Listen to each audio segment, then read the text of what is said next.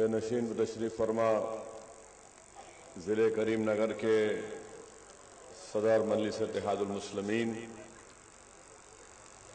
जनाब सैयद वहाद साहब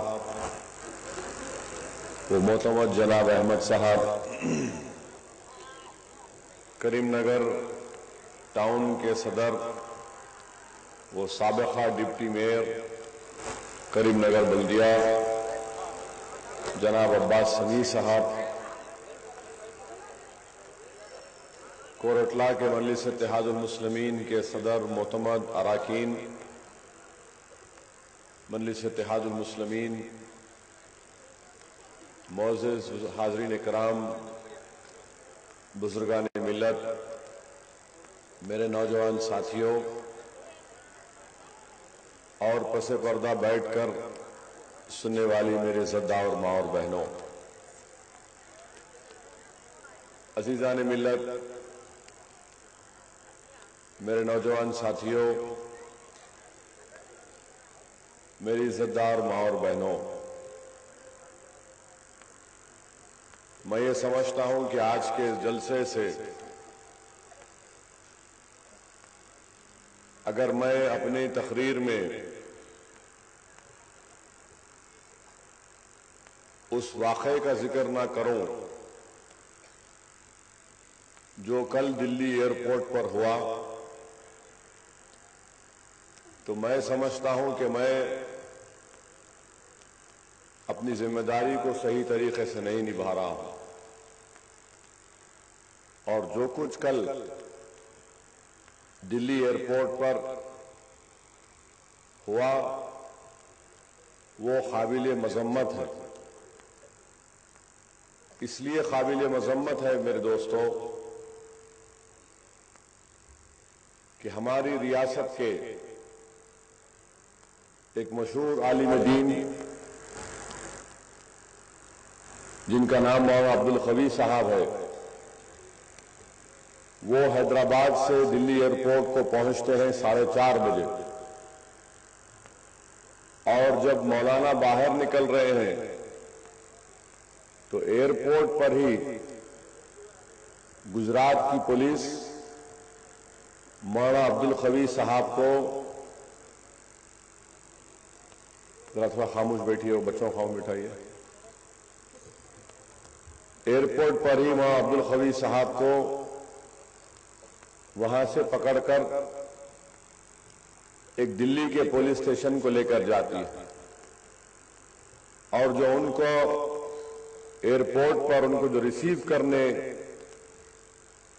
जो शख्स आया था उसको भी लेकर जाते हैं, और 4:30 बजे से लेकर रात में 10 बजे के बाद उस शख्स को छोड़ा जाता है, और तब तक मौलाना अब्दुल कवी साहब को गुजरात की पुलिस गाड़ी से दिल्ली से अहमदाबाद लेकर जाती है।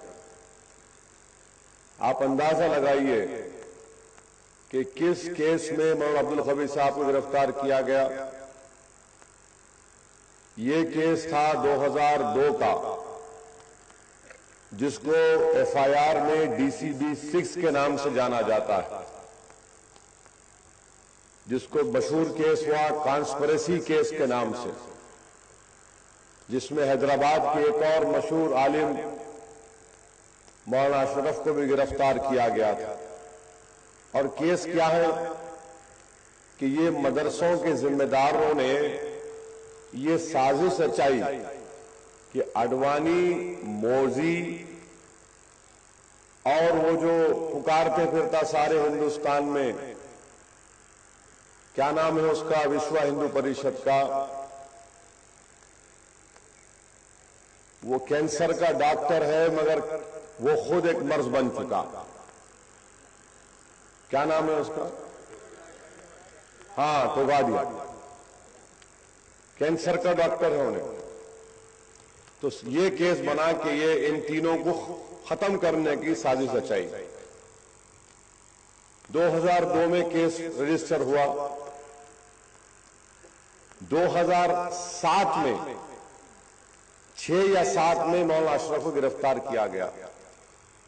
2004 में चार्जशीट डाली गई, इसमें मौलाना अब्दुल खवी का जिक्र नहीं है।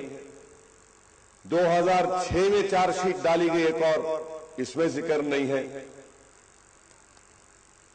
फिर इसके बाद मौलाना अशरफ, कोर्ट ने उनको बरी कर दिया, ये मुजरिम नहीं है। और फिर इसी कॉन्स्पिरेसी के केस में जो आदमी कंप्लेन दिया कि ये लोग साजिश कर रहे थे, वो कोटा कोर्ट में बोला कि मैं ऐसा कंप्लेन नहीं दिया, यानी वो केस खत्म हो गया। तो नरेंद्र मोदी की हुकूमत पुराना केस में मौलाना का नाम डालकर इनको पकड़कर दिल्ली एयरपोर्ट से बाय रोड अहमदाबाद लेकर गए। कल रात में जब मुझे मालूम हुआ तो मैंने ये बात कही कि फौरन हम हैदराबाद से 2-3 जिम्मेदारों को अहमदाबाद भिजाएंगे। अल्हम्दुलिल्लाह मजलिस इत्तेहादुल मुस्लिमीन के रुकने बल्दिया अकबर बाग मिनहाज और सीनियर मजलिसी रुकन वकील शुजा साहब और मौलाना के मदरसे के लोग वहां पर गए। कोर्ट में आज उनको पेश किया गया शाम में 6 बजे। पुलिस ने मुतालबा किया 21 दिन की कस्टडी का। वकील जो वहां पर थे उन्होंने एतराज किया तो 14 दिन की कस्टडी दी गई। अब आप ये सोचिए कि पोटा कानून में मौलाना अब्दुल खवी को गिरफ्तार किया गया। ये सबसे गंदा कानून हिंदुस्तान की तारीख का। सिर्फ जुल्म किया गया इसमें। जितने पोटा का कानून इस्तेमाल हुआ जिसको बीजेपी हुकूमत ने बनाया था, और जब कानून बनाया जा रहा था तो तेलुगु देशम ने उसकी तायीद की। 99% इसके कोटा मुस्लिम अक़लियत और कबाइल लोगों पर इस्तेमाल हुआ, एसटी लोगों पर, मुसलमानों पर ये बोलकर कि ये दहशतगर्द है और कबाइल लोगों पर ये कहकर कि नक्सलाइट है। तमाम के तमाम केस खत्म हुए, किसी पर भी केस नहीं टिका, मगर जेलों में रहना पड़ा। आज आप अंदाजा लगाइए कि हमारे मदरसों के जिम्मेदारों को मुल्क से गद्दारी के झूठे इल्जाम पकड़ा जा रहा है, पोटा लगाया जा रहा है, यानी दहशतगर्दी का एक्शन एक्ट लगाया जा रहा है। ये क्या पैगाम दिया जा रहा है कि हमारे उलेमा, हमारे मदरसे इसके जिम्मेदार ये तमाम के तमाम दहशतगर्दी को फरोग दे रहे हैं। आप अंदाजा लगाइए कि एक शख्स अभी हिंदुस्तान का वजीर आजम नहीं बना और बनने से पहले 12 साल पुराना मुकदमा, 2-2 चार्जशीट में मौलाना अब्दुल खवी का नाम नहीं है। जो मेन कंप्लेनेंट है वो कोर्ट में बोल दिया कि मैं कंप्लेन नहीं दिया। जिन पर मुकदमा चला वो बरी हो गए। और आज अहमदाबाद की पुलिस ये बोलती कि मौलाना अब्दुल खवी असगर अली एक बच्चे को ट्रेनिंग के लिए पाकिस्तान भेजाए। असगर अली पर इल्जाम था कि असगर अली हरीम पांड्या को कत्ल किया, मगर वही असगर अली को गुजरात हाईकोर्ट ने बरी कर दिया, कहा कि नहीं, इस पर झूठा इल्जाम है। अरे जालिम नरेंद्र मोदी, तू ये समझ रहा कि तेरा इख्तिदार ज्यादा दिन तक रहने वाला है? मुझे अल्लाह की जात पर पूरा भरोसा है कि ये नरेंद्र मोदी जो जुल्म कर रहा है और गुरूर और तकब्बुर में वक्त का फिरौन बन चुका, मुझे अल्लाह की जात पर पूरा भरोसा है। और अल्लाह ने जो हमको काबिलियत दी, अल्लाह ने जो हमको इज्जत दी, अल्लाह ने जो मजलिस को ताकत और कुव्वत दी, जान लो आरएसएस वालों, हम तुम्हारा ताक़ुब करेंगे जमहूरी अंदाज में। हम तुमसे मुकाबला करेंगे। हम इस मुल्क को हिंदू राष्ट्र बनने नहीं देंगे। हम इस मुल्क में हमारे उलमाओं की गिरफ्तारी के खिलाफ आवाज उठाएंगे। हम अपने मदरसों को बचाएंगे। हम अपने मदरसों को आबाद रखेंगे। हम अपने मदरसों को हिंदुस्तान के कोने कोने में फैलाएंगे। तुम एक अब्दुल खवी को गिरफ्तार कर रहे, हम लाखों की तादाद में अब्दुल कवी को पैदा करेंगे और तुम नहीं रोक सकोगे नरेंद्र मोदी। हम लाखों की तादाद में अब्दुल कवी जैसे उलमाओं को पैदा करेंगे।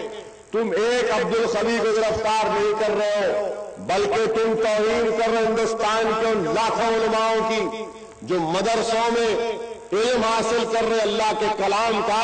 और अल्लाह का कलाम किसी मुल्क से बगावत का पैगाम नहीं देता। अल्लाह का कलाम, अल्लाह का इल्म, शरीयत हमको इस बात की पाबंद बनाती है कि मुल्क से वफादारी करो, मुल्क को मजबूत करो। अरे गद्दार तो ये लोग हैं जो इस मुल्क के सेकुलरिज्म को तोड़कर इसको अपनी सोच में तब्दील करना चाहते हैं। याद रखो बीजेपी संघ परिवार वालों, तुम्हारी ये कोशिश, तुम्हारा ये जुल्म इंशाअल्लाह ताला खत्म होकर रहेगा। तुम गिरफ्तार एक आलिम को करे हो, मगर याद रखो तुम हम तमाम से तुमको मुकाबला करना पड़ेगा। नरेंद्र मोदी, तू ख्वाब देख रहा है हिंदुस्तान में वजीर आजम बनने का। मुझे अल्लाह की जात पर पूरा भरोसा है कि अल्लाह जालिमों को इख्तियार नहीं देगा, अल्लाह जालिमों को इज्जत नहीं देगा, अल्लाह उन लोगों को इख्तियार से नहीं नवाजेगा जिन लोग उन लोगों पर जुल्म कर रहे हैं जिनके सीने में अल्लाह का कलाम है। अल्लाह उन लोगों को तख्त ताज पर नाफिज नहीं करेगा जो उन लोगों पर जुल्म कर रहे हैं जो शरीयत के पाबंद है। यकीनन तूने अपनी तबाही को दावत दी नरेंद्र मोदी। तू खत्म होगा, तेरी जमात खत्म होगी, तेरी सोच खत्म होगी, मगर याद रखे हमारा इल्म, हमारे अल्लाह का कलाम, हमारी शरीयत सुबह क़यामत तक आबाद रहेगी। तू खत्म होगा, तेरी आरएसएस खत्म होगी। हम जब तक जिंदा है दुनिया आबाद है, हम नहीं तो दुनिया नहीं। नरेंद्र मोदी, आज हमारे उलमा को गिरफ्तार किया जा रहा है, जलील और रुसवा करने की कोशिश की जा रही है सारे हिंदुस्तान के 15 करोड़ अमन पसंद मुसलमानों को। क्या बात है कि 12 साल के बाद ये मुकदमा निकाला जाता है। बासी कड़ी को उबाल आ गया। 12 साल के बाद ये नरेंद्र मोदी ये इसलिए किया कि इलेक्शन से पहले दिखाना है दाढ़ी वाले मौलाना को, देखो मैं पकड़ा इनको। अरे याद रखो, तेरे ये ड्रामे, तेरे ये एक्टिंग, तुम मित्रों बोल रहा हम तुमको बताएंगे इंशाअल्लाह ताला। इलेक्शन से पहले हिंदुस्तान में इलेक्शन होने जा रहा है लोकसभा का, और एक आलिम दीन को गिरफ्तार किया जाता है। और ये कह रहे कि मौलाना नहीं मिल रहे थे मौलाना। हैदराबाद में क्या कर रहे थे बैठ के फिर उन्होंने। मैं 19 साल से 20 साल से सियासत में हूं। मैं तो हफ्ते में एक मरतबा, महीने में एक मरतबा उनको बराबर देखता हूं। इनको नजर नहीं आए तो तुम अंधे हो गए? तुम्हारी गुजरात की पुलिस या बहरे तुम्हारी गुजरात की पुलिस? लगता है अंधे भी है, बहरे भी है, गूंगे भी है।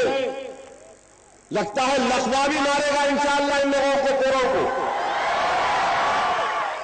बड़े एब्सकॉन्डिंग थे, हमारे को मिल गए। कहां मिल गए? तुम्हारे को एयरपोर्ट पे। कहां जा रहे थे मौलाना? देवबंद जा रहे थे। इन्हें बोले नहीं हमारे को। वो कल रात में जैसा मालूम हुआ, मैं जो है सोशल मीडिया पे लिखना शुरू कर दिया, गिरफ्तार कर लिए, पकड़ लिए। वरना तो टीवी पर डालते थे इनको, इनके पास से साबुन मिला, इनके पास से वो मिला, इनके पास से ये किताब मिली, ये कागज मिला। सोशल मीडिया को अल्लाह अच्छा रखे, ये लोग हमारे खिलाफ इस्तेमाल करे। अकबर की तकरीर के वक्त मैं बोला अब इनके खिलाफ इस्तेमाल करेंगे। सोशल मीडिया पे डालना शुरू कर दिए पूरे नौजवान, सभी को पकड़ लिए। तो आज सिर्फ कोर्ट में पेश करें। बताइए, जुल्म किया जा रहा है बीजेपी की तरफ से। मैं पूछना चाहता हूं, इस मजमे में जो लोग बैठे मेरी बात से मुत्तफिक होंगे, वो मुत्तफिक होंगे मेरे सवाल से। मैं सवाल करना चाह रहा हूं रामविलास पासवान से, जिसने कहा था, क्या कहा था बीजेपी के ताल्लुक से। रामविलास पासवान का रिकॉर्डेड बयान है, ये बीजेपी भारतीय जनता पार्टी नहीं है, ये भारत जलाओ पार्टी। मैं नहीं बोला पुलिस वालों, मैं नहीं बोला तुम मेरे पे केस नहीं लगाना, ये रामविलास पासवान बोले थे, भारत जलाओ पार्टी। अब बताइए रामविलास पासवान, अब्दुल खबी की गिरफ्तारी पर आपकी जबान बंद रहेगी या खुलेगी? क्या एक आलिम दीन को इस तरह से गिरफ्तार करना काबिल मजम्मत है या नहीं? मैं पूछना चाहता हूं वो उलमाओं से, उलमाए सू से, जिन्होंने अपना जमीर नरेंद्र मोदी के पैरों पर गिरवी रखा, क्या तुम्हारा जमीर आज जिंदा है या मुर्दा हो चुका? एक आलिम दीन को गिरफ्तार करके जेल में भेजा जा रहा है, क्या आज भी तुम अपनी जबान को नहीं खोलोगे? अरे वो लंदन में बैठे हुए आलिम दीन, मैं तुम्हारा नाम लेना नहीं चाहता, मगर अनकरीब तुम तमाम के नाम लूंगा आवाम में, और आवाम के सामने तुम्हारे तमाम काले करतूत को रखूंगा, और इंशाअल्लाह ताला हिंदुस्तान की सरजमीन तुम्हारे लिए एक खाना बन जाएगी इंशाअल्लाह ताला। तुम समझ रहे हो कि तुम बेच रहे हो अपने आप की तो कौम बिकेगी नहीं। हम गरीब गिरोह हैं मगर गयूर हैं, हम भूखे हैं मगर हम अपनी फरियाद अखियारों के चौखट पर लेकर नहीं जाते। हम कमजोर जरूर हैं मगर इतने कमजोर नहीं है कि मुश्रिकों से सौदा कर लेंगे। ये लोग सौदा कर रहे हैं, ये लोग दुश्मन हैं, इन लोगों को पहचानो आप। ये हमारे ही सफों में रहकर हमारे अपने आप को, हमारे इत्तेहाद को कमजोर करना चाहते। क्या बोलेगा वो जफर सरेश वाला? BMW का शोरूम अहमदाबाद में लेकर गए थे एक्टर को, नाचने गाने वाले को, दोनों मिलकर पतंग पिलाए थे। बोलो जफर सरेश वाला, अब्दुल खबी के ऊपर तुम्हारी जबान क्या बोलती है? तुम क्या बोलोगे? तुमको अगर अजमत होती इन लोगों की तो तुम उसके पास नहीं जाते, मगर ये काम हो रहा है। मैं पूछना चाहता हूं, मैं कोरटले की आवाम की तरफ से, जिले करीमनगर की सेकुलर आवाम की तरफ से, आंध्र प्रदेश की सेकुलर आवाम की तरफ से मैं चंद्राबाबू नायडू से पूछना चाह रहा हूं, क्या चंद्राबाबू नायडू, क्या तुम्हारी जबान खुलेगी नहीं खुलेगी? क्या अब्दुल खबी बेकसूर है या अब्दुल खबी टेररिस्ट है? बताओ। तुम तो मोदी का हाथ पकड़ने जा रहे नायडू, बोलो कुछ तो बयान दो, मगर जबान नहीं खुलेगी, क्योंकि नायडू को इख्तिदार से मतलब है, नायडू को अपने आप से मतलब है। एक मजलूम के लिए कोई आवाज नहीं उठाता, एक मजलूम के लिए कोई लड़ने वाला नहीं है, मगर मुझे अल्लाह की जात पर पूरा भरोसा है कि अल्लाह खुद गैर से इंतजाम करेगा, अल्लाह खुद गैर से उन लोगों की मदद करेगा जो उसके दीन का काम कर रहे हैं। अल्लाह के दीन के काम करने वालों को किसी और की मदद की जरूरत नहीं है। अल्लाह खुद उनका तहफ्फुज़ करेगा, अल्लाह खुद इंतजाम करेगा, और यकीनन मजलिस इत्तेहादुल मुस्लिमीन अगर कुछ कर सकेगी इस मामले में तो ये हमारे लिए बाइज़ इज्जत होगा।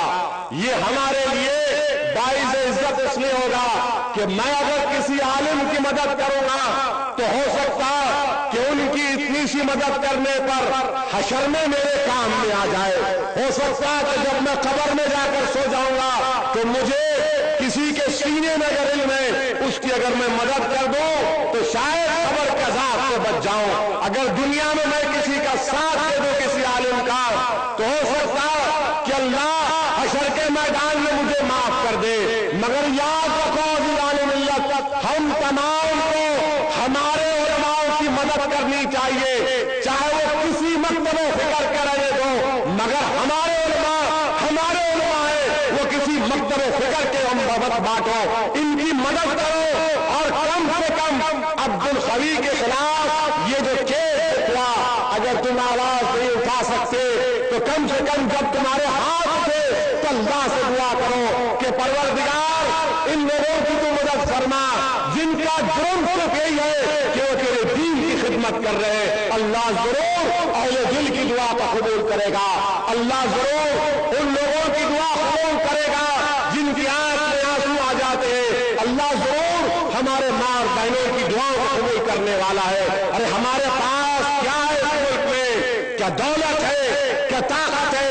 नहीं है। हमारे पास एक ही हथियार है नौजवानों, ये जो हाथ है उठाओ, इसको अल्लाह की बारगाह में पेश करो कि अल्लाह मदद फरमा दे हमारे उलमाओं की और इनको रिहा करवा। अल्लाह जलील करे उन तमाम संघ परिवार के लोगों को जो हमारे उलमाओं की बेइज्जती कर रहे हैं। और याद रखो मेरी इस बात को कि इंशाअल्लाह ताला ये लोग जलील होंगे, ये लोग रुस्वा होंगे। अरे इख्तिदार के लिए तुम हमको इस्तेमाल कर रहे हो। याद रखो ये गोबरी की आग है, ये गोबरी की आंच है, जब सुलगेगी तो तुम उसमें जलोगे इंशाअल्लाह ताला। हम ना जलने आए ना हम उसमें जाएंगे। ये काम आज बीजेपी कर रही है, कल सोचो थोड़ी देर के लिए इख्तिदार अगर इनके पास होगा तो क्या करेंगे, क्या करेंगे। इसीलिए मैं अजीज दोस्तों अपनी सफों में इत्तेहाद को पैदा करो, मजबूत हो जाओ।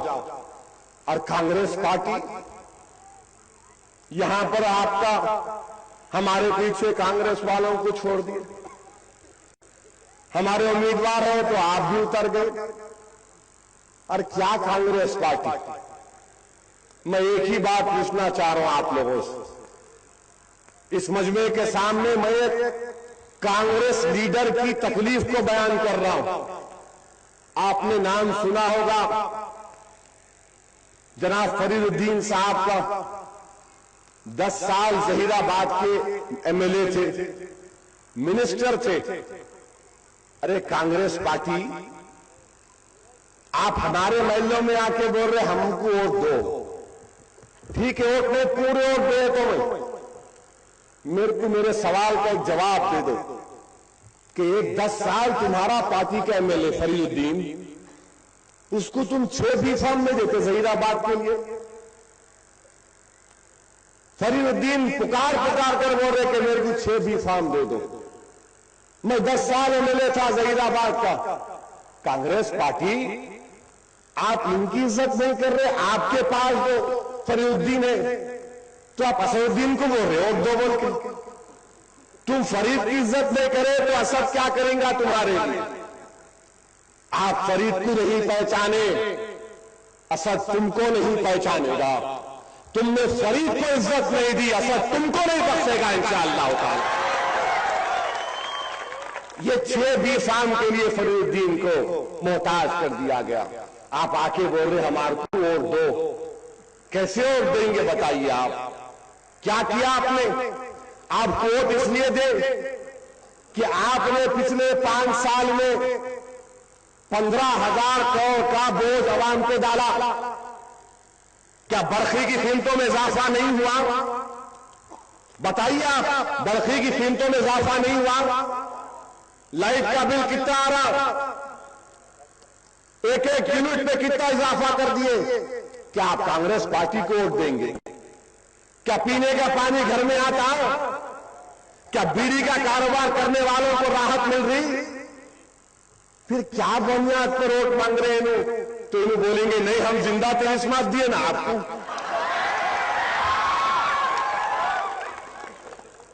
तो आप बोलेंगे ये क्या बात है, ये तो फारूकी फैक्ट्री का है। बोले हम तेलंगाना दे रहे ना, हर मर्ज का इलाज है इसमें।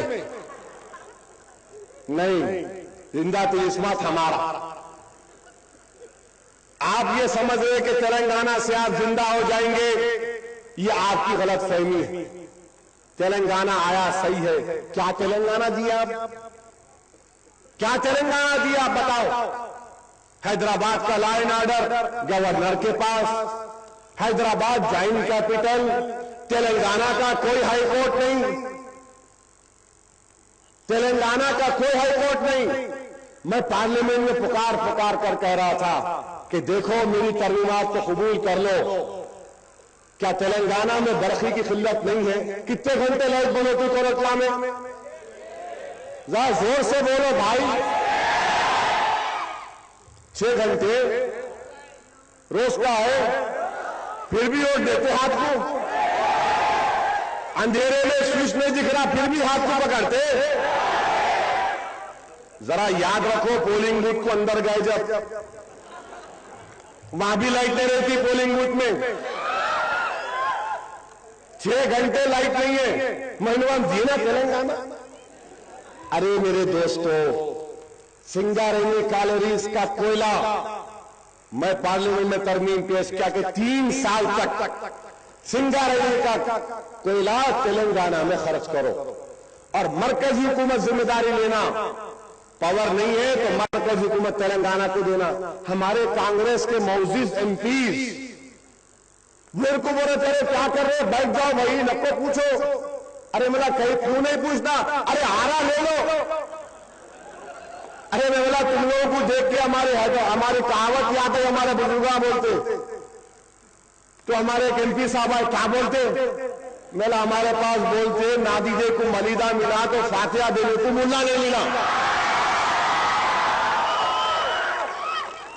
मेरा और सुनो, वैसा तो ऊपर से गया, मेरा मालूम मेरे को ऊपर से गया। मेरा तुम्हारी जबान में बोल रहा नहीं, फकीर को भीख की जल्दी मैं आंदो। अरे बोला यहाँ पहले शादी होंगे, उसके बाद बेटा होता, बेटी होती, बेटा हुआ तो ना अब्दुल्ला रखे, मैंने पहले से अब्दुल्ला रख दी। ये तेलंगाना के गाना हर मनाज पर कमजोर करके छोड़ दे। अच्छा, उन्होंने जयराम रमेश साहब आए, उन्होंने आके एक बात बोल दी, हाईकोर्ट कहां है? हाईकोर्ट क्या कोरटला, मेटपल्ली, करीमनगर, जगतियाल के यहां के नौजवान बच्चे जो वकील हैं, क्या ये मजिस्ट्रेट नहीं बनेंगे? क्या ये गवर्नमेंट लीडर नहीं बनेंगे? क्या ये जजेस नहीं बनेंगे? क्या होगा इन लोगों के मुस्तकबिल का? तो कांग्रेस पार्टी बोल रही नहीं भाई, आ गया ना, जिंदा दिल इस बात है, नहीं होगा मेरे भाई, नहीं हो सकता। इसीलिए आपसे कह रहा हूं कि आप अपने आप को मजबूत करो। और आखिरी बात, क्या टाइम हो रहा है?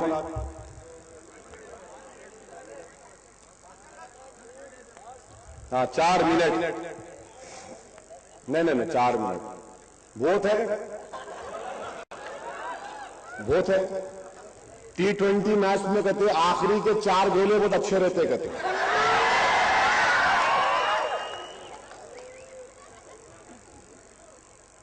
तो ये आपको गौर करना है। मैं आपसे जो बात कहकर अपनी बात को खत्म कर रहा हूं, मैं आप तमाम से फिर से एक बात बताना चाह रहा हूं कि नई रियासत तेलंगाना में मेरी बात को जहन नशीन कर लो। अहलियान कोरटला, अहलियान करीमनगर जिले के जिम्मेदारों से अर्ज कर रहा है असदुद्दीन ओवैसी, मेरी इज्जतदार मां और बहनों के सामने असदुद्दीन ओवैसी कह रहा है कि याद रखो, नए तेलंगाना में अगर किसी को सियासी फायदा होगा तो वो संघ परिवार को होगा, वो संघ परिवार को होगा। आप पूछेंगे कैसे होगा? क्या करीमनगर जिले में तेलुगु देशम है नहीं है? फिर ये ग्राउंड कौन पूर्ण करेगा? ये पूरे लीडर जो है तेलुगु देशम के, चंद्रबाबू नायडू को जाके बोले थे, मेरे को तेलुगु देशम वाले बोले आके, हम जाके उसको बोल दिए, क्या बोले कि अब तुम्हारे साइकिल के गम के पैंडिला मार मार के हम थक गए, अब हमारे को गाड़ी में बैठना है। आप समझे गाड़ी? अब उन्ना बोले हम नहीं मारते गम के पैंडिला, आप गाड़ी में बैठ के जाते। तो गाड़ी वाला भी क्या कर रहा है, आ जाओ मेरी गाड़ी में जगह है। बीजेपी वाले तेलुगु देशम के बीजेपी में जा रहे या कांग्रेस में जा रहे या गाड़ी वाले में जा रहे, मगर ये वोटर कहां जा रहा? तेलुगु देशम का वोटर बीजेपी की तरफ जा रहा है मेरे दोस्तों। इसीलिए आपसे कह रहा हूं कि अपनी जमात को मजबूत करो, अपनी शनाख्त को मजबूत करो और बताओ कि हम में ताकत है। बताओ इन कांग्रेसियों को, टीआरएस को, तेलुगु देशम को, सीपीआई को कि नहीं, मैं अपनी जमात को वोट दूंगा। हम फिरका परस्त नहीं है। हम तो जैसा शरद ने कहा कि हम दलितों को साथ लेकर काम करना चाह रहे, हम दलितों को साथ लेकर आगे बढ़ना चाह रहे। मगर मेरे भाई, जमहूरियत में अपनी शनाख्त को पैदा करो, अपने आप के वजूद को बताओ कि हम, ये हमारा वजूद है। कोई मायूब बात नहीं है, कोई मुश्किल बात नहीं है कि 10 से ज्यादा कारपोरेटर मजलिस के कामयाब हो जाए। कब तक 2-3 में खुश रहते आप? 2-3 में खुश रहते क्या? कितने बच्चे पैदा करते आप लोग? कितने करते? मिनिमम क्या है? मिनिमम 5 एंड मोर और अबव है ना भाई। तो 5 से शुरू करना ना। कारपोरेटर भी तो 2-3 में दम तोड़ देंगे। लोग क्या बोलेंगे, कैसा करोटिया के लोग 2 में दम तोड़ दिए बोल के। तो 5 के ऊपर जाना। बीजेपी वाले संघ परिवार क्या बोलते हैं, उनकी आबादी बढ़ रही, कारपोरेटर की भी आबादी बढ़ना। और 30 मार्च के दिन निकलकर अपना एक वोट पतंग के निशान पर लगाइए। और ये आरएसएस वाले नया एक नारा मारे कहते मोदी के बारे में। मोदी का नारा आपको मालूम होगा, उन्हें बोल रहा क्या है, हर हर मोदी कहते घर घर मोदी। तो मैं बोला इसका भी जवाब हम देंगे, हर जवाब देंगे बीजेपी का। और मजलिस ने एक नारा बनाया कि घर घर मजलिस, हर घर मजलिस। तो आपका नारा ये होना कि घर घर मजलिस, हर घर मजलिस। 20 तारीख को कोरटला के फिजाओं में सिर्फ पतंग पतंग नजर आना। एक एक वोट का इस्तेमाल करिए। शुक्रिया खुदा कि पूरी कोशिश करो और अपने वोट को जाय होने मत दो पार्लियामेंट के इलेक्शन में। और हर जगह, हर रियासत, हर पार्लिमानी हलके के हालात अलग होते हैं। वहां पर हिकमत अमली कुछ और भी हो सकती है, मगर हिकमत अमली और तदबीर और कोशिश और दुआ और मेहनत और कुर्बानी इस बात की होनी चाहिए कि उस पार्लिमानी हलके से बीजेपी कामयाब ना हो। ये हमारा काम होना चाहिए। मेरे अजीज दोस्तों, इख्तिदार अभी नहीं मिला, इख्तिदार अभी नहीं मिला। कल नरेंद्र मोदी निजामाबाद को भी आए थे। जहां निजामाबाद को आए तो असदुद्दीन ओवैसी को आना जरूरी था, क्योंकि मेरा मानना यह है कि सियासत में कभी खर्जा बाकी नहीं रख सकते। और हिंदुस्तान में अगर कोई मोदी का जवाब दे सकता है तो सिर्फ मजलिस इत्तेहादुल मुस्लिमीन जवाब दे सकता है, कोई और इसका जवाब नहीं दे सकता। इन्हों बहुत जगह बहुत बातें बोल के निकल गए, इनको कोई जवाब नहीं दिया। इनको कहीं से तकलीफ होती है तो सरजमीन दखन से तकलीफ होती है,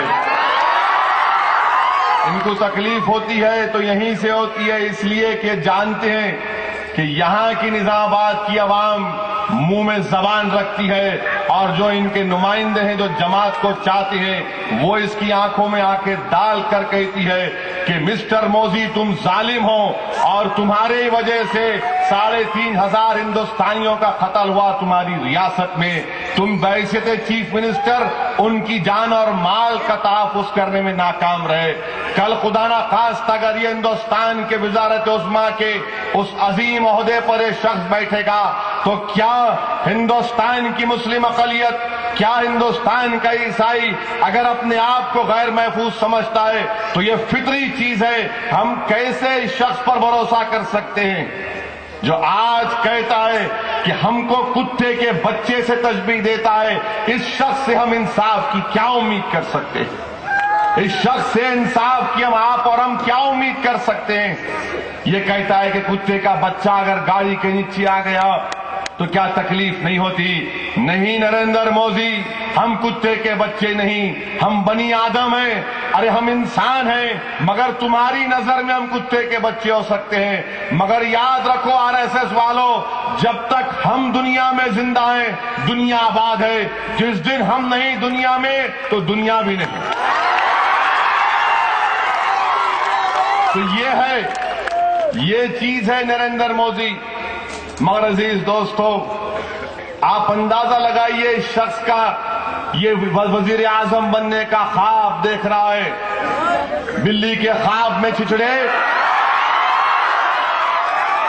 और हिस्ट्री के तारीख के बारे में कुछ नहीं मालूम, मगर मैं प्राइम मिनिस्टर बनूंगा। मित्रों मित्रों मित्रों, भाइयों बहनों,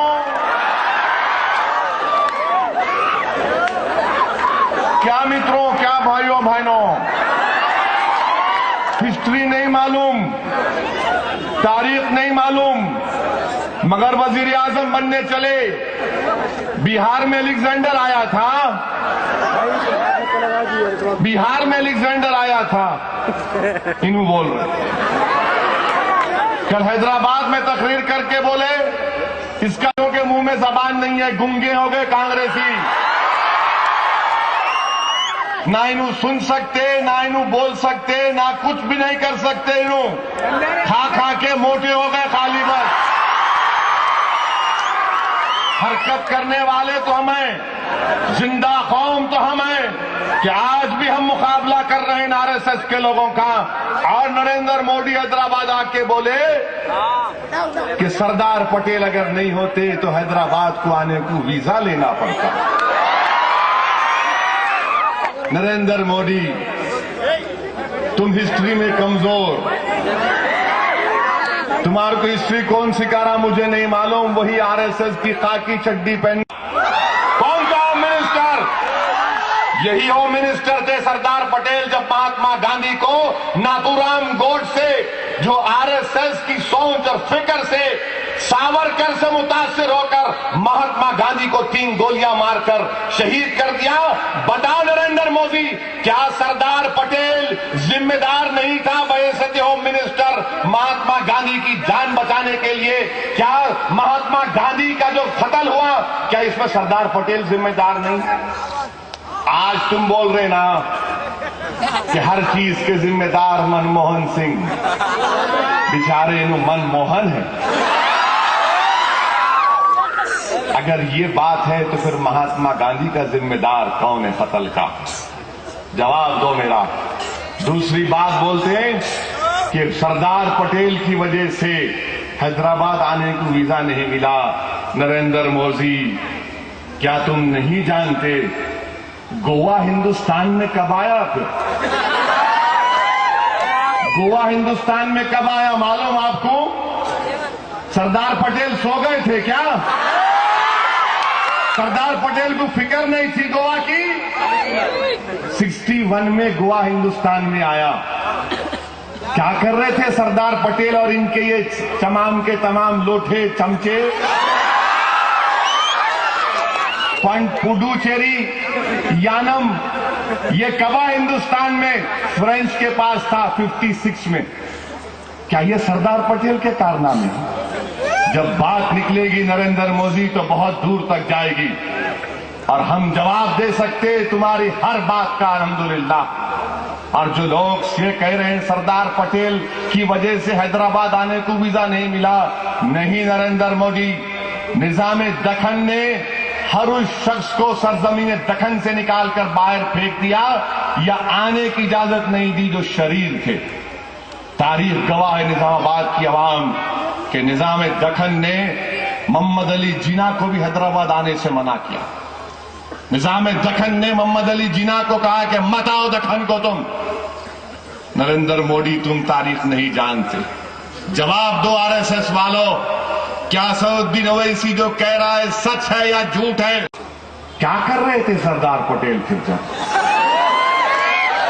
क्या कर रहे थे सरदार पटेल? सो रहे थे?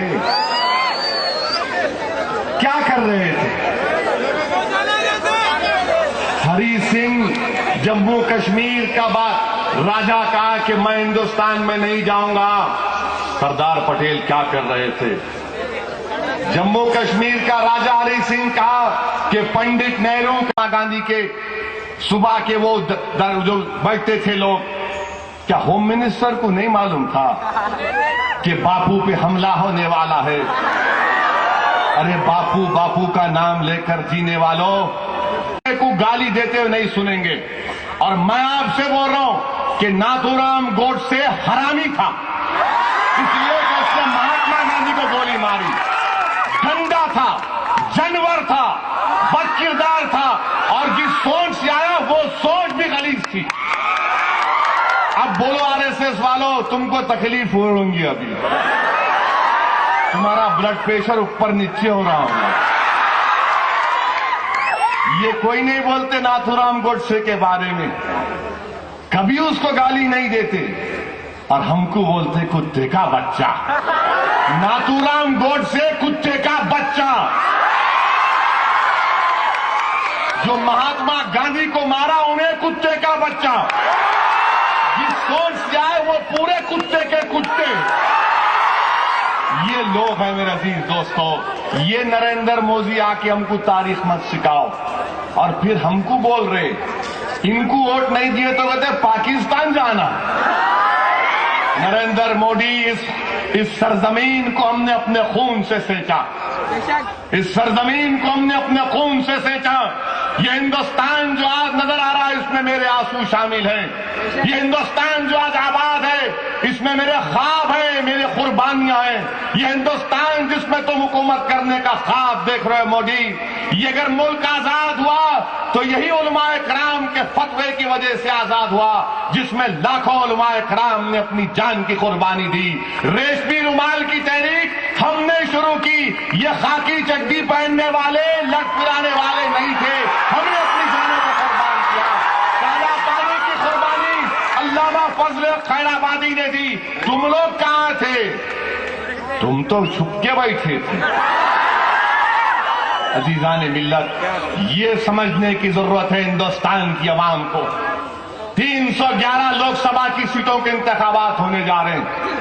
मैं अपने वतन से अपील कर रहा हूं, बचा लो इस मुल्क को। देखो ये लोग क्या कह रहे हैं कि वोट नहीं दिए तो पाकिस्तान भी जाएंगे।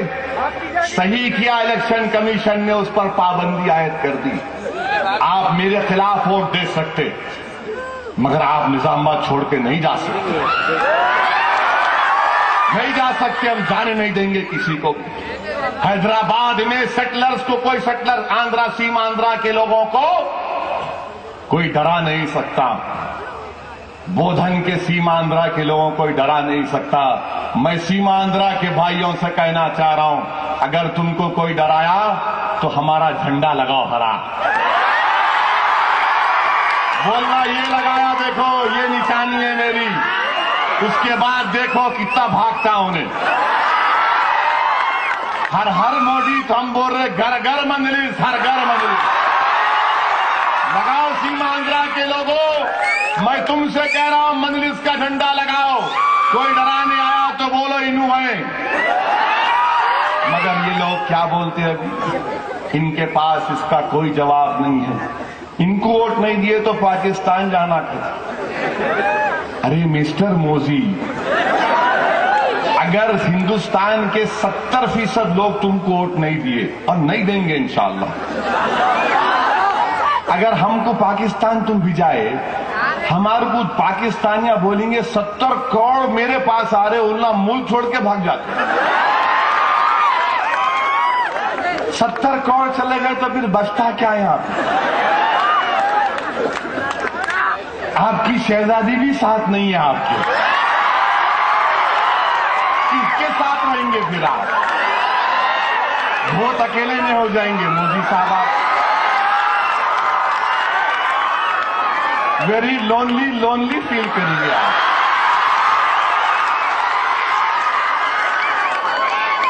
क्या बात है, वोट नहीं दिए तो कहते वहां चले जाना, यहां चले जाना।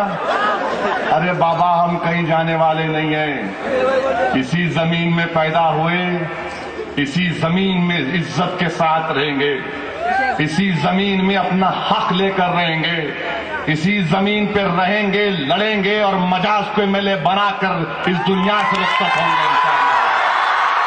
और जब तक रहेंगे एक गयूर की तरह रहेंगे, जब तक रहेंगे तेरे आगे सर नहीं झुकाएंगे। परवरदिगार के आगे सर और दिल झुकता रहा, तुम जालिमों से पंजा आजमाई करते रहेंगे। और सुन लो आरएसएस वालों, ये जो नौजवान निजामाबाद, हैदराबाद और दक्कन का है, ये वो नौजवानों हैं, ये उनकी रगों में उन बहादुरों का खून है जिन्होंने अपनी जान को गंवाना पसंद किया, मगर अगयारों के आगे अपने सर को नहीं टेका। ये लड़ेंगे बीजेपी से, ये हिंदुस्तान को बचाएंगे, और बचाना हमको हिंदुस्तान को है। नरेंद्र मोदी को रोको, बीजेपी को हराओ। कांग्रेस में अब दमखम नहीं रहा मेरे भाई, नहीं, अब तो थक्के चले गए, बाजू चले गए, सांस फूल रही है। अब्बा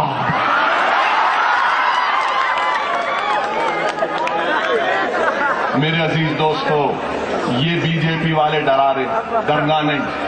डरते आप लोग? किसको वोट देंगे निजामाबाद में? बस जोर से बोलो, सुने आना उसको।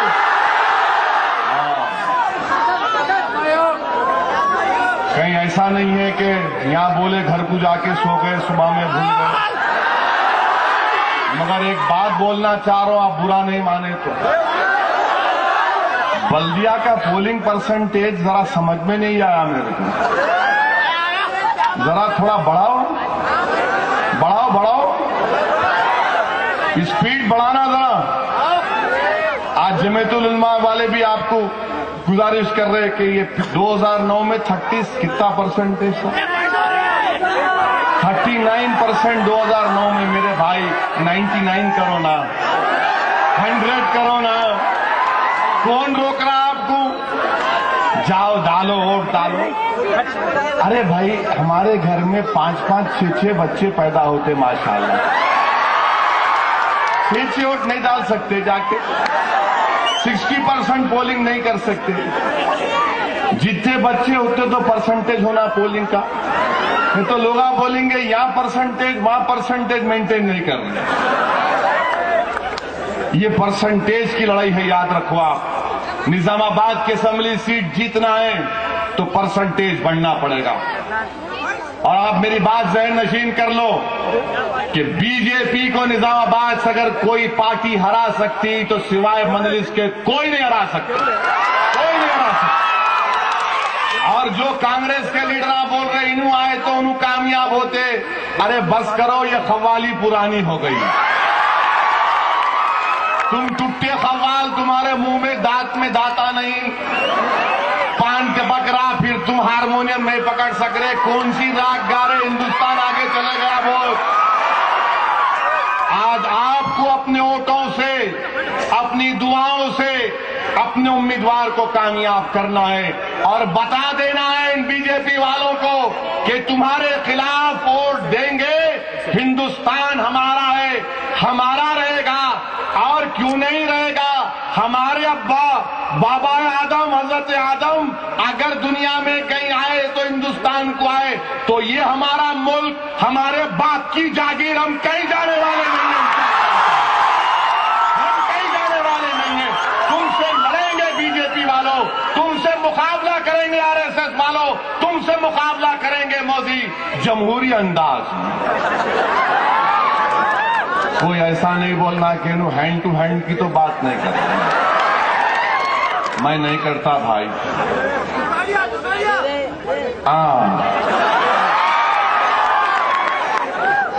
बोलूं? मूड में है लोग आज। 30 तारीख को भी मूड में रहते नहीं रहते? जरा हाथ तो उठाओ, कितने मूड में रहते? अब हाथ तो उठा दिए, ये उंगली को उठाना, ये उंगली गवाही देती किसकी, और बटन पे दबाना इसको, पतंग को, ये काम करना। अब आप बोले उसके बारे में बोलो, उसके बारे में क्या बोलना? बोल रहा हूं, सुनो। उसके बारे में क्या बोलना भाई? वो बेचारा जो है, उन्हें डॉक्टर है कहते, और सही भी है, कैंसर का स्पेशलिस्ट है उन्हें, मगर बजाय जिस्म के कैंसर को खत्म करने के अपनी जबान से हिंदुस्तान में कैंसर फैला रहा गरीब। अरे मिस्टर मोदी, क्या हो रहा है आपके गुजरात में? क्या ये गुजरात की अस्मिता है? क्या हो रहा है? आपके गुजरात में खड़े होके बोल रहा है इन्हें कैसा लिया ये घर मुसलमान, इसका घर शाम तक खाली कर देना, नहीं करे तो लिख के लगा देना, टमाटे अंडे लेके जाओ, टायर लेके जाओ। क्या हो रहा है मिस्टर मोदी? तुम्हारा भाई है ना उन्हें? आरएसएस, बीजेपी, विश्व हिंदू परिषद, ये पूरे सगे चचेरे मुमेरे खलेरे सब भाया है लोग, कोई फर्क नहीं है लोगों में, मनम मनम वकटी लो पूरे अंदर से। क्या कर रहा बाबा तुम्हारा बच्चा ये? अब हमारा मीडिया क्या कर रहा है? तो यही निजामाबाद की तकरीर को 1 महीने तक चला, अकबरुद्दीन अकबरुद्दीन अकबरुद्दीन अकबरुद्दीन अकबरुद्दीन। अरे ऐसा लग रहा था कि इनकी जिंदगी का वजीफा बना लिया। अब क्या हो रहा? अब कुछ नहीं बोल रहे टुगाडिया के बारे में। क्यों नहीं बोल रहे? इनका बच्चा है, इनका बच्चा है मीडिया का। क्या बात है? क्या हिंदुस्तान ये है? निजामाबाद में मैं आपसे कह रहा हूं, मजाज की कामयाबी हर मजहब की कामयाबी होगी इंशाअल्लाह ताला। किसी पे कोई आंच नहीं आएगी इंशाअल्लाह ताला। निजामाबाद में अमन रहेगा, निजामाबाद तरक्की करेगा, निजामाबाद एक मिसाली हल्का बनेगा। और अगर कोई फिरका परस्ती करेगा तो मजलिस उससे दुश्मनी करेगी, उसको रोकेगी और उसको ऐसा रोकेगी कि याद रखेगा। मगर ये बीजेपी वाले घर नहीं लेना, घर खाली कर देना, वोट नहीं डाले तो पाकिस्तान, घर खरीदे तो कब्रिस्तान। ये क्या है भाई? मिस्टर मोदी, ये डराने के दिन चले गए। अब वो दिन नहीं रहे। अब ये बच्चे जो है क्या खा रहे नहीं मालूम, बड़े का भूत खा रहे शायद। इनके बुजुर्गा, हमारे बुजुर्गा जो है खूब अच्छी तालीम दिए लोगों को। ना बोले हो गया अब टाइम, अब तुम लोग बहादुर जियाले बनना, जवाब देना ईंट का जवाब पत्थर से देना। तो मेरे अजीज दोस्तों, ये हमारे मुल्क का हाल कि कोई ऐसा बोल रहा, कोई वैसा बोल रहा। मेरे भाई, हालात और वक्त का तकाजा ये है। आप देखो निजामाबाद में क्या तरक्की हो रही, निजामाबाद में क्या तरक्की हो रही। निजामाबाद में 90 करोड़ की ड्रेनेज लाइन के बारे में बात हुई, वो खत्म हो गई। निजामाबाद में 60 करोड़ से रिंग रोड, वो किधर चले गई। निजामाबाद में तेलंगाना यूनिवर्सिटी का पत्थर लगाए, उसको ले जाके डिचपल्ली में डाल दिए। लाइव स्टॉक बोटानिकल का खिला के इलाके में आ रहा था, वो पत्थर ही रह गया। नलसर की यूनिवर्सिटी यहाँ पे आ रही थी, वो कहाँ चले गई नहीं मालूम। Junior college, degree college Urdu का बिल्डिंग बनी, गुंडे बैठ के कुत्ते का पेशाब पी रहे रातों में उसमें। तो क्या कोई पूछने वाला है? ये नहीं। आज गरीब परेशान है, अपाहिज बच्चे परेशान हैं, घरों के पट्टे नहीं मिलते। मेरे अजीज दोस्तों, निजामाबाद की आवाम को एक फाल और एक ईमानदार और एक लड़ने वाले सरफिरे की जरूरत है, जो एक तमाम माहौल को सही कर सकता है। और मजलिस इत्तेहादुल मुस्लिमीन के जो उम्मीदवार है, आप उनके हक में अपने वोट का इस्तेमाल करो, उनके हक में अपने वोट का इस्तेमाल करो।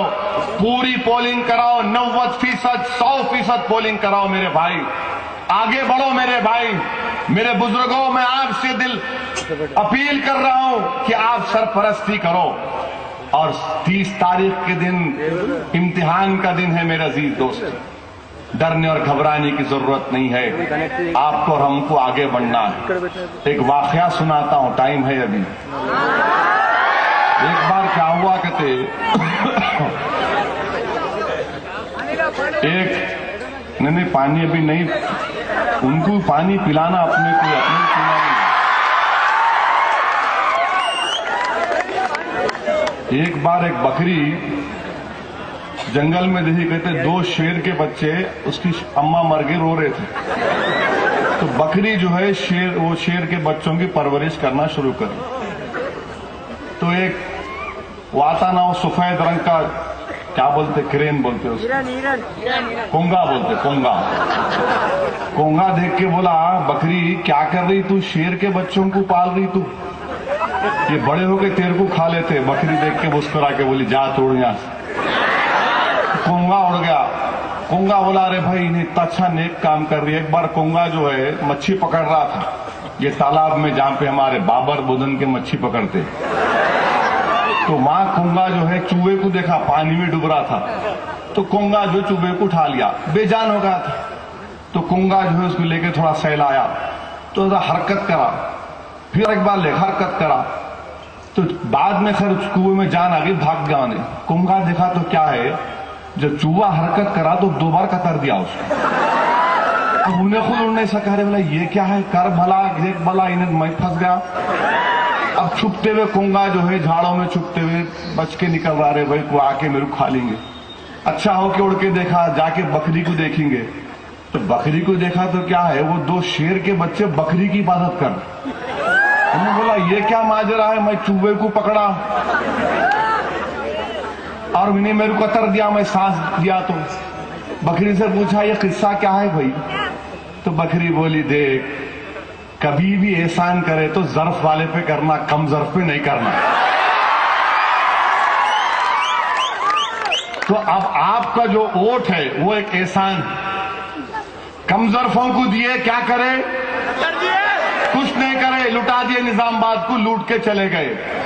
तो वोट एहसान है, एहसान ज़र्फ वाले पे करो, कम ज़र्फ पे मत करो, कम ज़र्फ पे मत करो, कभी भी कम ज़र्फों पे एहसान मत करो। मेरी इस बात को ज़हन नशीन कर लो नौजवानों, कभी भी एहसान कम ज़र्फों पे नहीं करना, एहसान ज़र्फ वालों पे करो, ताकि कोई तुम्हारे लिए लड़े, तुम्हारे लिए आगे बढ़कर तुम्हारे लिए अपनी हर चीज को कुर्बान कर दे। और आखिर में, अरे ठहरो अभी, हमेशा क्रिकेट मैच में आखिरी के 3 गोले अच्छे रहते थे। आप कहीं टूट गए भाई, बैठो आप।